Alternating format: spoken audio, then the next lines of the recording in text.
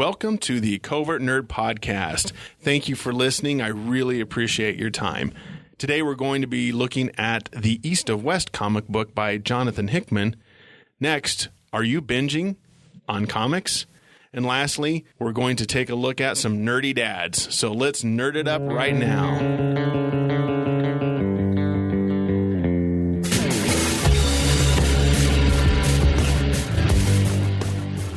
East of West.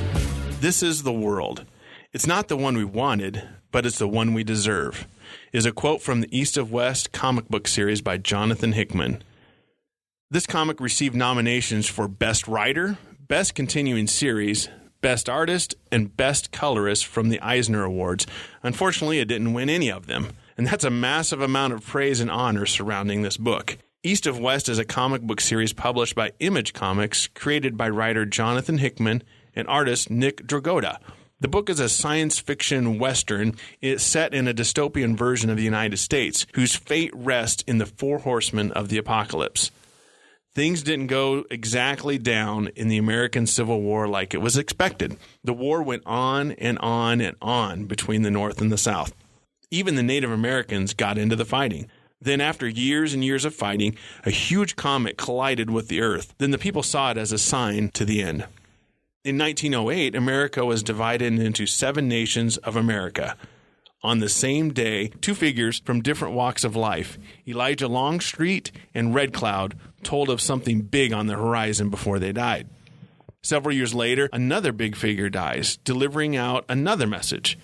When all 3 accounts were combined, they came together and created something called The Message. It's a story, or perhaps an actual account, of how the world will end. Flash forward to the year 2064. That's where the story begins, and that's where, as a reader, you get introduced to East of West. Like I said, there's 7 different countries, and here are the 7 different countries that make up this dystopian America. The Union, which is the northeast region of the United States, as we would know during the Civil War. Then there's the Confederacy, which is southeast region of the United States that we knew, again, from the Civil War. Then there's the Kingdom, which is basically the Louisiana region of the United States. The Endless Nation, which is where the Native Americans live, and it's centered in the Central Plains of the U.S. The Republic of Texas, as you can tell by the name, is Texas, but it also includes part of Oklahoma. And then the PRA, which is the western region of the United States, from about the Rocky Mountains all the way to the Pacific Ocean. The Four Horsemen of the Apocalypse, as you probably know, is death, war, famine, and conquest. They seek to bring about the end of the world. Their plan is interrupted when the daughter of the leader of the PRA falls in love with death.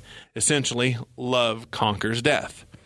When I found this series, it reminded me a lot of the Stephen King story, The Dark Tower series that he wrote several years ago. A lot of similarities in some ways. Both are futuristic. Both are post-apocalyptic worlds with a Western flavor. The story has many characters, and it can be difficult to follow at times. In some ways, that makes it interesting too, though, because the reader doesn't spend too much time on one single character. Hickman has created an immense world for his characters to play in. When the series is done, I hope he does a few short runs in the world that he has created, maybe focusing on some side stories or some side characters. The intrigue and deception the leaders of the 7 nations create is fun to follow. You never know what coup or assassination attempt they're going to try next. If you haven't picked it up, I suggest you do so. Image has put the entire series into an 8-volume set. And I'll put a link in the show notes to those sets so you can check them out and see if there's something you want to buy. Something fascinating did come out when I was doing some research on this. I found out in April of this year, Amazon Studios and Skybound Entertainment and Hickman are developing an hour-long series. So we'll see what happens when that comes out and find out if it's any good. So there you have it. East of West by Jonathan Hickman. Go pick it up. You won't be disappointed. Hit me up on Twitter or Instagram or email me and let me know what you think. Was it any good or did it stink? In the age of streaming, it's no wonder my comic reading patterns have changed. Have yours? It could be the fact, for the most part, I haven't been into comics for 25 years, and I bought some here and there at the time, but it's not like I did in the early 90s. I might have had a subconscious need to try to catch up. Maybe you have the same perspective. I like to be able to read a story from beginning to end without having to wait a month for the latest issue to come out. Just like binging a TV show on Netflix or Amazon or Hulu, binging on a comic book story is similar. Or maybe it's in the fact we live in more of an instant gratification society and I want to find out the end of the story as fast as I can. Maybe you're the same way. I know many old-timers like me have gone from getting the floppies, as they are called, compared to the trade paperbacks, since it's cheaper per issue to get the trade paperbacks. If you're not a collector, this is the way to go, in my opinion. I'm more of a lover of a story and the art, not the perceived value of a single issue. If you like collecting for the value, great. Some people enjoy hunting for certain items and going to garage sales or flea markets, a Goodwill or what have you, to find that obscure issue that they're looking for to complete their collection. If you like that, great. Either way, keep reading. Enjoy the format, whether it's the trade paperbacks or the floppies, whether it's binging or waiting a month for that next issue to come out. Have fun. Have your reading habits changed over the years?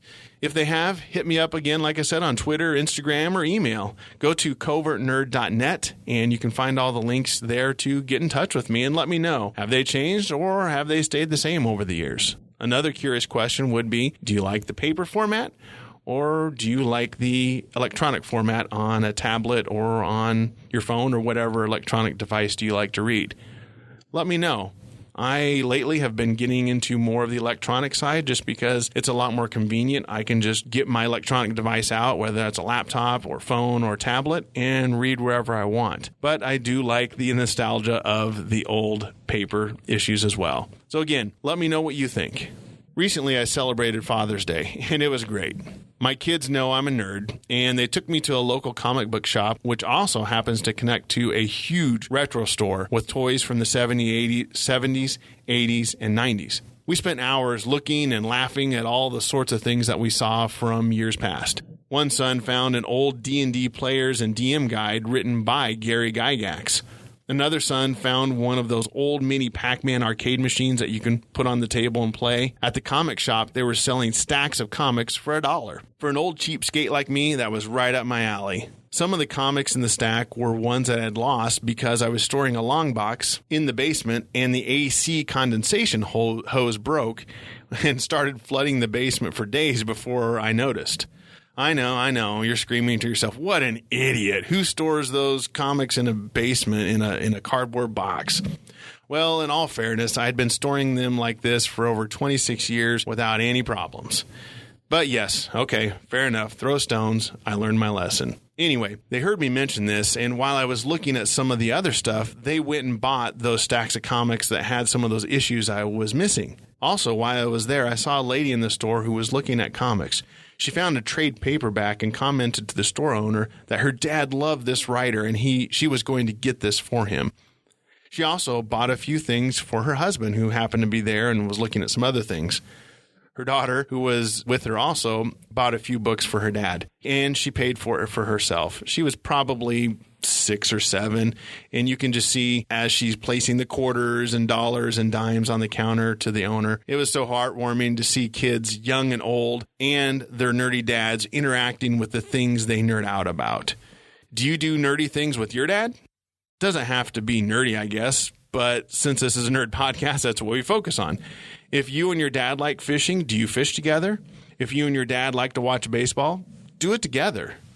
Whatever it is, do it together while you still can. As you know, and this is cliche, he won't be around forever. Take advantage of the time that you have and do the stuff that he likes to do and you like to do, and do it together.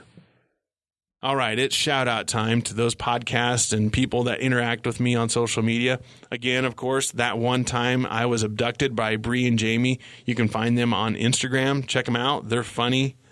They just went to a few cons recently, I think Alien Con and Contact in the Desert. So check them out. The Growlix Podcast, of course, Jesse, Randy, and Melanie at growlixpodcast.com. All the guys at the Podcast Arcade, go to podcastarcade.com. Go to thepodcastarcade.com, and you can find 6 excellent podcasts. Eddie and the gang do a great job. You won't be disappointed. Also, Lee Bakema, You can find him on Facebook at The Art of Lee Bachma. The podcast Rodeo Show with Dave Jackson. He's excellent. If you are a podcaster or thinking about doing a podcast, look him up. He's got some great information. Again, go to covertnerd.net to subscribe, and you can also contact me there via email, cn@covertnerd.net, Twitter, Instagram, Facebook. I'll have all the links on covertnerd.net. You can even leave me an audio message with the microphone in your phone or on your laptop. Simply click on the Speak Pipe button on the website and leave me a message. I'd sure like to hear from you. Again, I want to thank you so much for listening. I appreciate it, and we'll see you next time.